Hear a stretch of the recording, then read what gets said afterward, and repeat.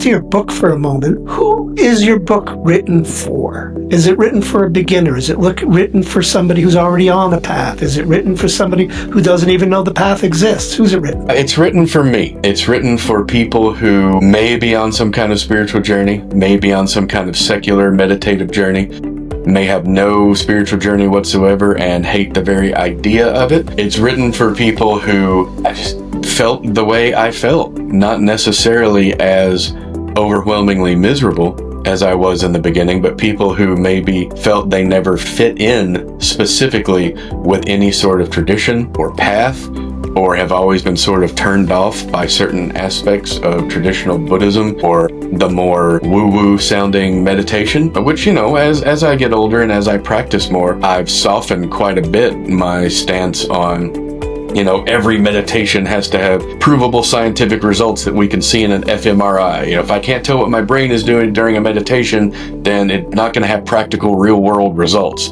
I've definitely loosened up on a lot of that, and that will certainly be in the book as a big part of my journey. But there weren't a lot of books when I was trying to figure out Buddhism and meditation that came from the point of view of someone that just seemed to be kind of a renegade isn't the right word, but just someone who was kind of on the fringes of the normal quote unquote spiritual society. I just never felt like I fit in. God, I've stumbled over that twice. It's getting awful. I never felt like I meshed with my local Shambhala group or my local Zen group. I got into Theravada Buddhism and Vipassana meditation and just didn't feel like my energy and approach fit in very well with that in a general methodology. So I felt like I was always searching, even though I'd found this core thing that had become so transformative for me. So I think maybe by putting that out there and outlining all of my mistakes, all of my colossal fuck-ups, and yet at the same time showing I was helped by people, I was guided by things, I did find my own footing and get to a point of stability and change that was comfortable and life-affirming and life-changing. I feel like there are a lot of people out there like me who are struggling to find a way that fits them. This is not a soft-spoken book about meditation where I started out a little bit unhappy and I fell into a traditional form of Buddhism and meditation and I embraced it fully and everything just looked up from there. This is a marathon of trouble with a lot of pratfalls and a lot of wrong turns and a lot of dead ends and a lot of starting over, and I don't feel that gets enough out there. Most people's spiritual biographies certainly has a central challenge, but for the most part, a lot of them just seem to be, here's the practices I found, here are the people I found, and they helped turn my life around. Let me tell you about it. And mine is, it's been 26 or 27 years now, and I'm still discovering the right way to go. And I've kind of embraced that uncertainty. It kind of reminds me of a quote from Maya Angelou, which I'll probably screw up, so I'll say it's a paraphrase. But basically she said, if you can't find a book to read, write it. Right. But it sounds like that's what you're doing. That's definitely the mentality here. And like you said earlier, the best books, whether they're a meditation manual or a guidebook or just a primer on the basics, whatever it is, I've always related much better to those books when the author shares their personal, at least some aspects of their personal story. So whether this book has any actual spiritual guidance in it remains to be seen. But it is definitely the book I would have liked to have read 25 years ago when I was trying to figure out where to go with this.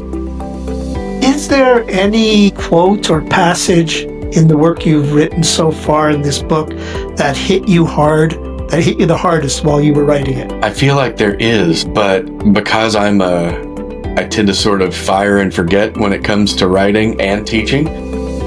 Somebody will say something, and one of my clients will say, oh, well, a couple months ago you mentioned that I should try this. I'm like, did I? Oh man, that doesn't sound like me at all. And hopefully that's indicative of my prowess as a coach and writer responding to the situation in real time rather than relying on a set sort of framework to always refer to. But I know there have definitely been some lines that I've gotten out there over the past few months that I've been delighted by.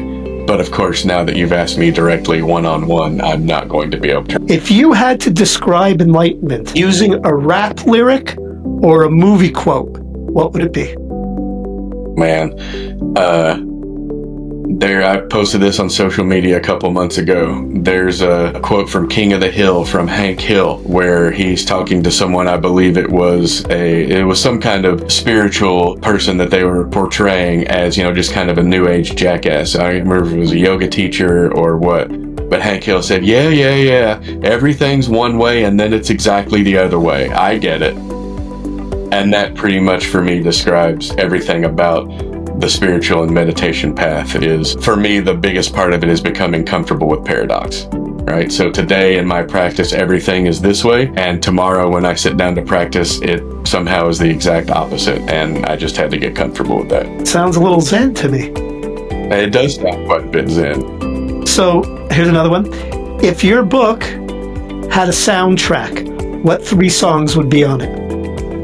Man, Head Like a Hole by 9 Inch Nails. God, yeah, my head is just scrolling through this. It's okay.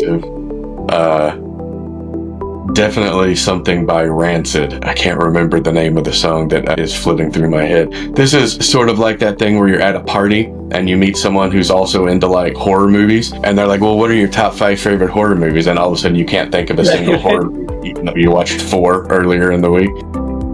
So yeah, Head Like a Hole by 9 Inch Nails, something by Rancid, and then I think Everyday Sunshine by Fishbone. Hey, good. I knew one of those 3 bands, by the way. And last... Which one? 9 Inch Nails. One last question here. What's one question you wish more people would ask you about the journey but never do? How come you don't seem like a meditator? For some reason, most of the people I work with face to face or meet in a social situation, when they find out I'm a meditation coach and mindfulness coach, they never take a step back and look at me and just go, man, you do not seem like a meditator. That for some reason I would like to discuss more with people, because again, it's one of the kind of central focuses of the book, is the idea that you don't have to look and act a certain way to be a spiritual badass or a spiritual professional, and we keep using that word spiritual just because there isn't really a better one. But I think there's certainly the idea out there that most meditators are calm and soft-spoken and well-adjusted and radiate especially, someone who's been meditating a long time radiates a certain kind of serenity or peace. And I've always been sort of the opposite of that. I don't really want that out of my meditation practice. I want, all of the bright colors and the loud music and the feasting and the drinking and the play. I want my spirituality to maintain all of the sex, drugs, and rock and roll, but in a way that is transformational as opposed to a way that is destructive. I can't think of a better way to end this interview. As always, Purple, it's a real joy talking to you. I can't wait to read your book, Get Enlightened or Die Trying. Should be out in a couple of months, I imagine. And a real pleasure. Thank you so much for giving us this time.